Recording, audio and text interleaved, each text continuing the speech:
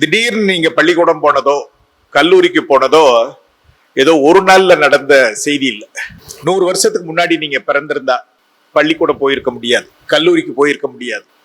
என்னைய மாதிரி ஒரு தலைமுறையினர் நாங்க பிறந்ததை விட ஒரு 30-40 வருஷத்துக்கு முன்னாடி பிறந்திருந்தாலும் நாங்களும் படிச்சு அறிமுகப்படுத்தும் போது சொன்னாரு, பேங்க்ல நான் மேனேஜரா இருந்தேன்.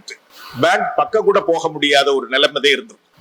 ஏன் இப்படி மாற்றம் நடந்தது, இது யாரால் நடந்தது அப்படின்றது இந்த சமூக நீதி வரலாறுன்னு சொல்லிட்டு, சமூக நீதி ஏன் வேண்டும் அப்படின்னா எதுக்கு ஒரு காரண காரியம் வேணும்ல.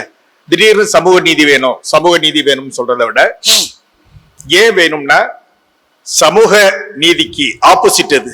சமூக அநீதி. நாட்டுல வந்துட்டு மனிதர்களுடைய சமூக அநீதி நிலவி இருந்தது. அந்த அநீதியை போக்குவதற்காக சமூக நீதி தேவைப்பட்டது.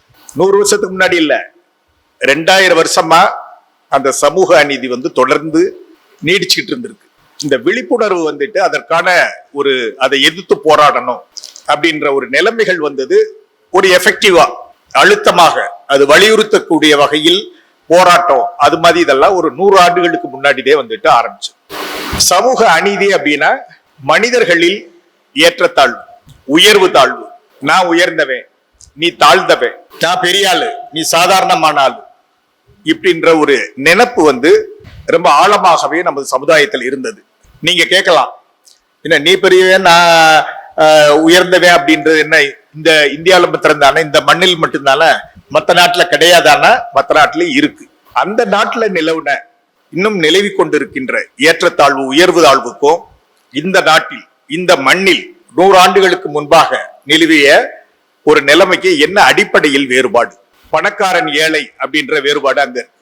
இங்கே அடிப்படை என்னன்னா, உயர்ந்தவன் தாழ்ந்தவன் அப்படின்றதுக்கு அடிப்படை பிறவியிலே நீ உயர்ந்தவன், பிறவியிலே நீ தாழ்ந்தவன் அப்படின்ற ஒரு சிந்தனை ஆழமாக நமது சமுதாயத்தில் விதைக்கப்பட்டு விட்டது. நீ நானும் சமம் இல்ல, மனிதர்கள் அனைவரும் சமம் அல்ல. சமம் அப்படின்றதே நல்ல கோட்பாடு, சமூக நீதி கோட்பாடு. சுருக்கமா சொன்னா மனிதர்கள் அனைவரும் சமம், எல்லாத்துக்கும் சம வாய்ப்பு கிடைக்கணும் அப்படின்றதே சமூக நீதி. சமம் கிடையாது, எல்லாத்துக்கும் வாய்ப்பு தரக்கூடாது அப்படின்றதே சமூக அநீதி. இது பிறப்பின் அடிப்படையிலே அந்த பாகுபாடு, அந்த பிரிவினை இந்த மண்ணில் விதைக்கப்பட்டது. இந்த பிறவி அடிப்படையில் உடைய பாகுபாடு இந்த மண்ணை தவிர, இந்தியாவை தவிர வெளிநாட்டுல எங்கேயுமே கிடையாது.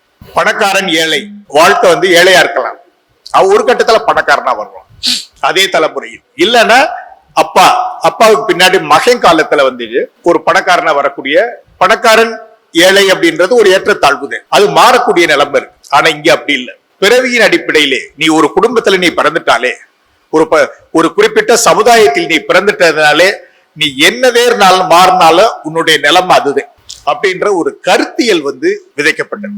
பாகுபாடு, அந்த பாகுபாட்டின் அடிப்படையில் பிரிவினை, மக்களை பிரிச்சு வச்சு அதோட நிக்கலாம். சமூக அநீதி. சில பேருக்கு கல்வியை கொடுக்க கூடாது, படிக்கவே நீங்க கூடாது. நீ இந்த ஜாதியில பிறந்துட்ட, இந்த குலத்துல பிறந்ததுனால நீ படிக்க கூடாது. அந்த படிப்பை கூடாதுன்றதுல படிப்பு வாசனையே உன்னைய தீண்டக்கூடாது.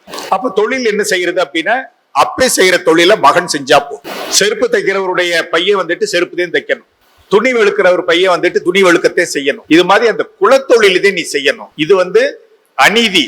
இத குல தர்மம் சொல்லக்கூடிய ஒரு நிலைமைகள் இதோட மட்டும் நிக்கல.